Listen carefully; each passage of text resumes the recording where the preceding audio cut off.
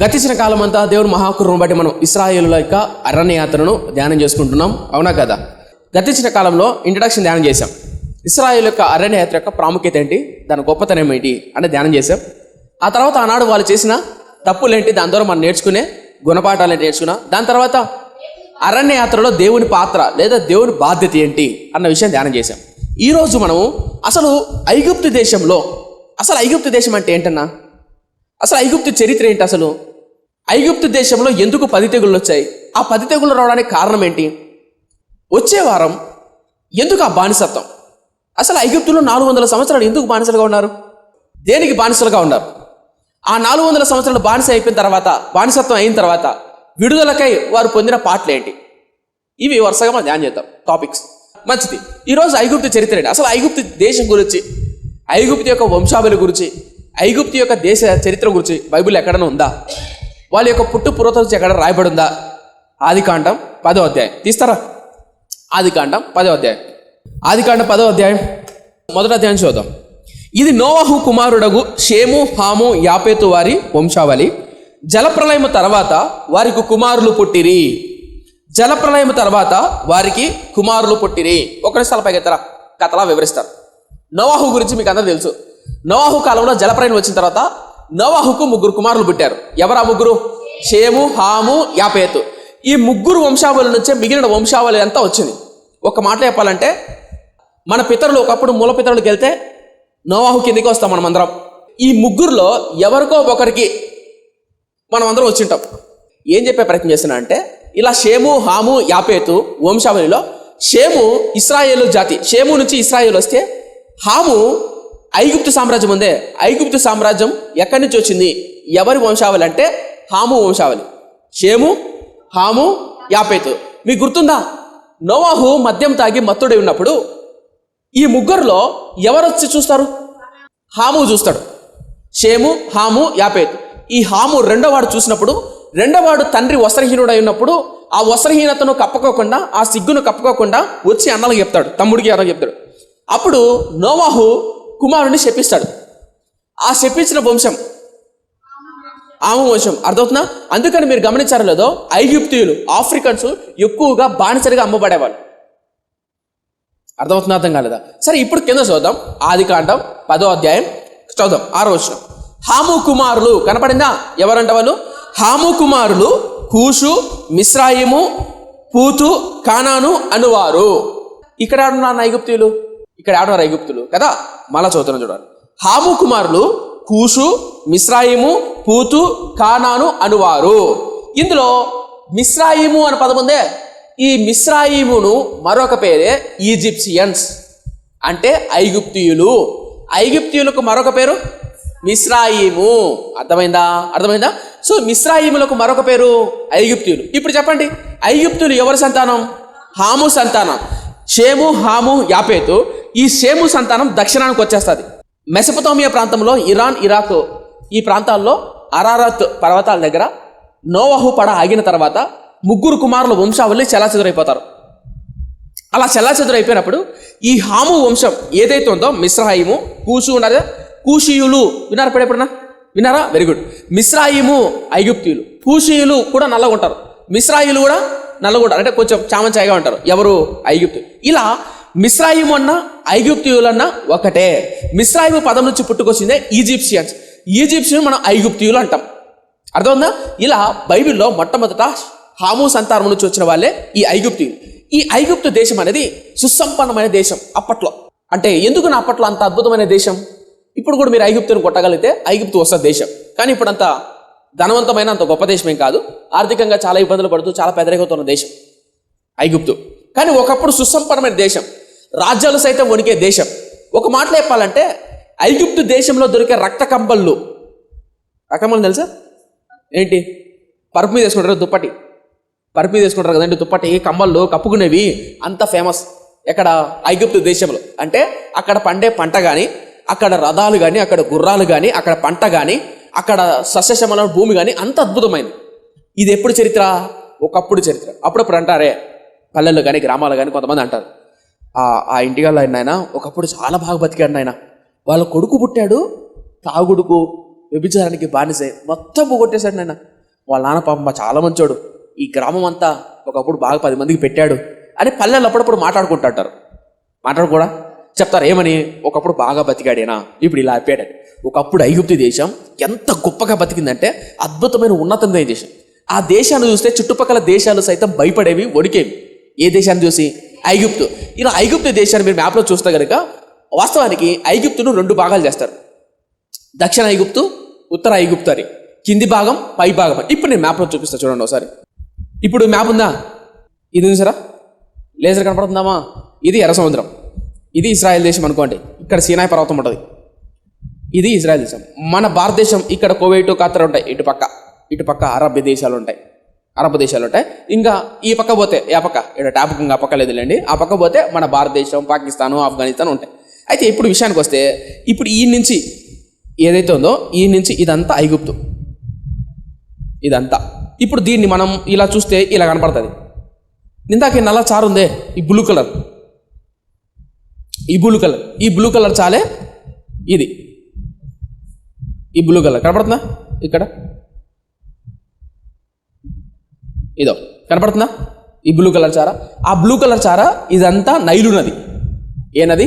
Nile నది. ఇది ఈ పై భాగాన్ని అప్పర్ ఈజిప్ట్ అంటారు, లోయర్ ఈజిప్ట్ అంటారు. అర్థం కాలా? కింది ఐగుప్తు, పై ఐగుప్తు అంటే అంత పెద్ద దేశం ఏది? ఈ ఐగుప్తు. అంత మాత్రమే కాదు, ఎందుకునా అప్పట్లో ఈ దేశం బాగా అభివృద్ధి పొందింది? ఏ దేశం? ఐగుప్తు దేశం ఒకప్పుడు బాగా అభివృద్ధి పొందడానికి, బాగా దింపబడానికి కారణం ఏంటి అంటే, దానికి బలమైన ఆయుపట్టు, జీవపట్టు ఏంటంటే ఈ నది. ఏంటన్నది? నైలు నది. మీరు ఎప్పుడన్నా అబ్జర్వ్ చేశారా? ఒకప్పుడు మన పూర్వీకులు కానీ మనం చదువుకునేటప్పుడు కానీ ఎక్కువగా నది ప్రవాహ తీరాల్లోనే ఎక్కువ నివాసం చేసేవాళ్ళు. నివాసం అంటే జీవనాన్ని కొనసాగించేవాళ్ళు. ఎందుకు? నదిలో నీళ్లు ఉంటాయి కాబట్టి. నీళ్ళు ఎక్కడ ఉంటే మనిషి అక్కడ బతకగలుగుతాడు. నీళ్లు లేని చోట మనిషి బతకగలుగుతాడా? బతకలేడు. పశువులు కావాలన్నా, తాగాలన్నా, తినాలన్నా, పంట పండాలన్నా ఏం కావాలా? నీళ్లు తప్పకుండా కావాలి. నీళ్లు కావాలంటే నది ప్రవాహ ప్రాంతాల్లోనే ఎక్కువ ఉండేవాళ్ళు. ప్రపంచంలోనే అతి పెద్ద మొట్టమొదటి నది లేదా పొడవైన నది, ప్రపంచంలోనే పొడవైన నది ఏంటి? రెండోది అమెజాన్ నది. ప్రపంచంలో 2వ అతి పెద్ద నది అమెజాన్. మొట్టమొదటిది నైలు నది. కానీ ఇప్పుడు కాస్త అమెజాన్ పెరిగిందంటారు, తగ్గిందంటారు. బట్ ఈ రెండింటి మీద డిబేట్ జరుగుతుంది. ఏదైతేనే కానీ ఒకటి మాత్రం వాస్తవం, నైలు నది ఇది చాలా పెద్ద నది.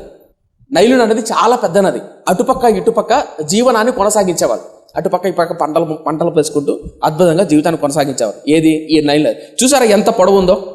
ఈ దేశాన్ని అంతా ఎక్కువ శాతం ఇంచుమించు 6700 కిలోమీటర్లు. ఇమాజిన్ చేసుకోండి, ఎన్ని కిలోమీటర్లు? 6700 కిలోమీటర్లు ప్రయాణం చేస్తుంది. ఏది?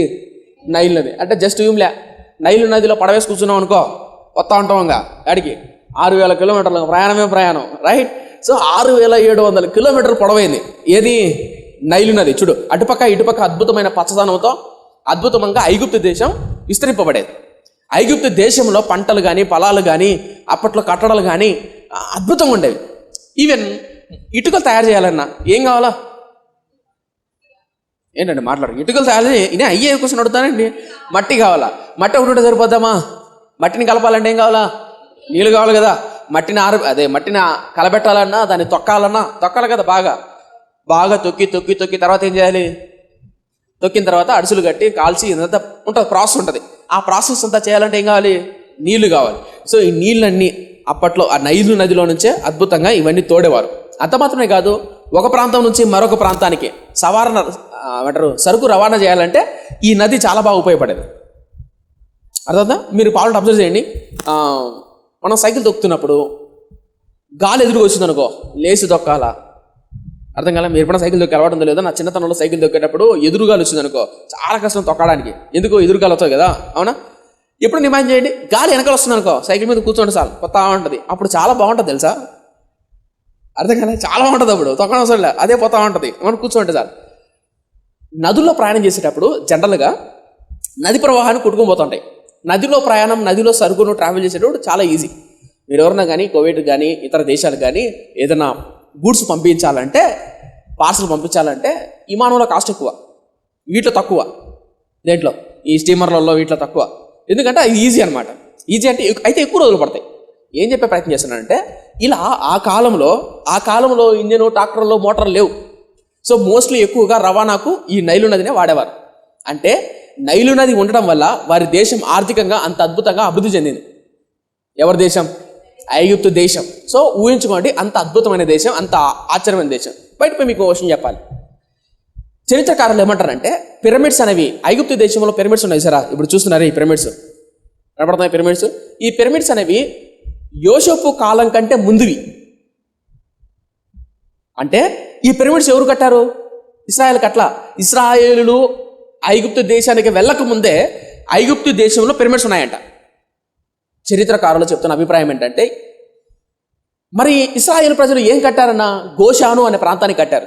గోషాను అనే ప్రాంతం వారి పంటను, వారి అద్భుతమైనటువంటి ప్రాంతాన్ని వృద్ధి చేసుకోవడానికి, అందులో పంటను, పంట పొలాలను స్టోర్ చేసుకోవడానికి గోషాను అనే ప్రాంతాన్ని కట్టారు అని చరిత్రకారులు అంటారు. అయితే మీకు అర్థమవలసిన విషయం ఏంటంటే ఇశ్రాయేల్ ప్రజలు ఐగుప్తు దేశానికి రాకముందే ఐగుప్తు దేశం డెవలప్డ్ కంట్రీనా నాన్ డెవలప్డ్ కంట్రీనా?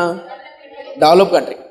పిరమిడ్స్ ఉన్నాయి, మంచి పంటలు ఉన్నాయి, మంచి భూమి ఉంది, మంచి ఆస్తి ఉంది, సారవంతమైన భూమి ఉంది, వాళ్ళకు రాజులు ఉన్నాడు, రాజ్యాలు ఉన్నాయి, గుర్రాలు ఉన్నాయి, రథాలు ఉన్నాయి. అర్థమైందా? బైబిల్లో చక్కగా రాయబడింది ఐగుప్తు యొక్క రథాలు, ఐగుప్తు యొక్క గుర్రాలు చాలా ఫేమస్. అవి చాలా బలమైనవి, చాలా బాగా పరిగెడతాయి. అవి పరిగెడుతున్నప్పుడు భూమి కంపిస్తుంది. అంత అద్భుతమైన గుర్రాలు ఐగుప్తుకి సంబంధించి. అంటే ఇక్కడ మీరు అర్థం చేసుకోవాల్సింది ఏంటంటే ఐగుప్తు దేశం అనేది ఎంత ఉన్నతమైందో, ఎంత శక్తివంతమైందో అర్థం చేసుకోండి. ఇంత శక్తివంతమైన దేశంలోనికి, ఇంత అద్భుతమైన శక్తివంతమైన దేశంలోనికి దేవుని పిల్లలు అడుగుపెట్టి 400 సంవత్సరాలు బానిసలుగా బతికారు. ఆ బానిసత్వంగా బతుకుతున్నటువంటి వీళ్ళు, బానిసలుగా బతుకుతున్న వీళ్ళు, అంత గొప్ప దేశం వీళ్ళు వదిలిపెడతారా? ఈజీగానే వదిలిపెడుతుందా? వదిలిపెడదాం. పోనీ వాళ్ళకు సైన్యం ఉంది, వాళ్ళకు ఫలాలు ఉన్నాయి, వారికి ఆస్తి ఉంది, వారికి భూమి ఉంది, ఐగుప్తు దేశం వాళ్ళది. అంత గొప్ప సైన్యం, అంత గొప్ప గుర్రాలు, అంత అద్భుతమైనటువంటి సైన్యం కలిగిన ఐగుప్తీయులు బానిసలైనటువంటి ఇశ్రాయేలు ప్రజలను వెళ్ళిపో అని ఈజీగా వదిలిపెట్టడం కానీ వదిలిపెట్టేస్తారా? సులభంగా వదిలిపెడతారా? సులభంగా వెళ్ళిపోనాయని అంటారా? సులభంగా స్వేచ్ఛనిస్తారా? ఇవ్వరు. వాళ్ళు చాలా బలవంతమైంది, చాలా అద్భుతమైంది, కంటి నిండా చూడగలిగినంత అద్భుతమైన ఆశీర్వాదం, దీవెన, పంటలు, ఫలాలు, ఆశీర్వాదం అంత గొప్పది ఐగుప్తు. అలాంటి ఐగుప్తులు, బలవంతమైనటువంటి ఐగుప్తులు బానిసలుగా బతుకుతున్నటువంటి ఇశ్రాయేలులు రాగలుగుతారా? ఎందుకు చెప్పానంటే ఐగుప్తు అన్నది లోకం అయితే, ఆ లోకంలో బతుకుతున్నటువంటి మనం లోకంలో నుంచి మనంతకు మనం బయటకు వచ్చి ఆ ఆకర్షణీయమైన బలమైనటువంటి రాజ్యంలో, బలమైన లోకంలో నుంచి మన ఆత్మీయతను మనం కాపాడుకోవాలంటే మన వల్ల కాదు. అదేందన్న అంత మాట అంటావు? మన వల్ల కాదు. మరలా చెప్తున్నా, ఈ మాట నోట్ చేసుకోండి. ఆత్మీయంగా మన వల్ల కాదు. మనం సొంతంగా మన శక్తి బలము చేత, మన బలము చేత, మన శక్తి చేత మనం చేయలేము. మరి ఎలానా? కేవలం పరిశుద్ధాత్మ సహాయం ద్వారా మాత్రమే మనం జయించగలము. దేవుని ఆత్మతో నింపబడుతూ, వాక్యం చదువుతూ, ప్రార్థన చేసుకుంటూ, దేవుని సన్నిధిలో గడుపుతూ మాత్రమే మన ఆత్మీయాత్రలో నమ్మకంగా కొనసాగలము. అలా లేకుండా నేను ఐగుప్తు నుంచి బయటికి రాగలను, ఈ లోకంలో ఆకర్షణీయమైనటువంటి సంపదలో నుంచి నేను ఆత్మీయంగా బతకగలనంటే అది మూర్ఖత్వం. దేవుడు లేకుండా, దేవుని వాక్యం లేకుండా, దేవుని సన్నిధి లేకుండా, ఆత్మ లేకుండా, పరిశుద్ధ ఆత్మ సహవాసం లేకుండా బ్రతకలేము. ఈ విషయాన్ని మర్చిపోకు. ఇశ్రాయేల్ ప్రజలు కూడా రాగలిగారా? రాలేదు. సో అందుకని దేవుడు తన సేవకుడైన మోషేని పంపించి 10 తెగులు రప్పించాడు. ఎందుకు అసలు 10 తెగులు రప్పించాడు? అసలు ఎందుకు వచ్చాయి 10 తెగుళ్ళు? పేర్లు ఎందుకు వచ్చాయి? కప్పలు ఎందుకు వచ్చాయి? ఈగలు ఎందుకు వచ్చాయి? వచ్చే ఆధారం ధ్యానం చేసుకుందాం. ఓకేనా?